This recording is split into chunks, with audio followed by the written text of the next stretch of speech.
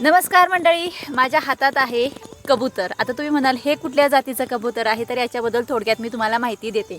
आता आपल्या वावरामध्ये स्ट्रॉबेरीला फळं यायला सुरुवात झालेली आहे. तर पाखरं काय करतायत की फळं येऊन खातात. तर आपण काय केलेलं आहे की पाखरांसाठी असं ठिकठिकाण्यावरती तांदूळ टाकलेले आहेत. आणि इथं मी काम करत असताना हे कबूतर इथं आलं, मी पटकन पकडलं तर ते मला घावलं. तर मी पकडून आता तुमच्यासमोर मी हे दाखवत आहे. तर आता हे कबूतर आहे, दक्षिण आफ्रिकेमध्ये हे कबूतर आढळलं जातं. आणि दक्षिण आफ्रिकेच्या तुलनेत ही कबुतरं भारतामध्ये फार कमी प्रमाणात आहेत. आता या कबुतराला काय बोललं जातं, तर हसणार कबूतर बोललं जातं. कारण की ही कबुतरं आहेत ना,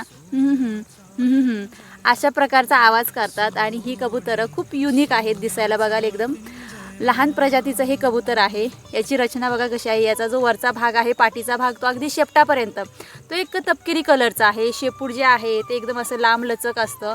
आणि त्याच्या मानेचा जो भाग आहे तो भाग हा हलकासा बेबी पिंक म्हणजे हलकासा गुलाबी असतो. त्याच्यानंतर त्याच्या मानाच्या खाली असे बघाल तुम्ही बारीक बारीक डॉट तुम्हाला दिसत आहेत का, बघा बारीक बारीक डॉट असतात.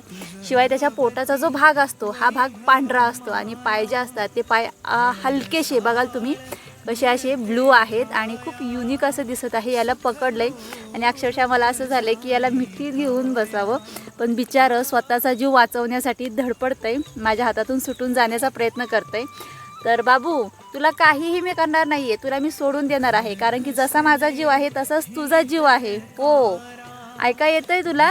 तर मंडळी, आपण याला तर सोडून देऊया. कारण की जसा आपला जीव तसा यांचा देखील जीव आहे. आणि शेतकरी म्हटलं की स्वतःच्या जीवाचा तो विचार करतोच, पण त्याच्या आधी निसर्गामध्ये आढळणारे जेवढे जीवजंतू आहेत, पशुपक्षी आहेत, त्यांचा विचार देखील शेतकरी पहिला करतो.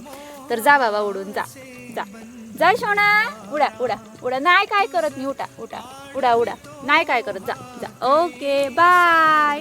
बघा गेलं उडून. असं आहे शेतकऱ्याचं निसर्गाशी असलेलं नातं. सोडी सोन्याचा पिंजरा.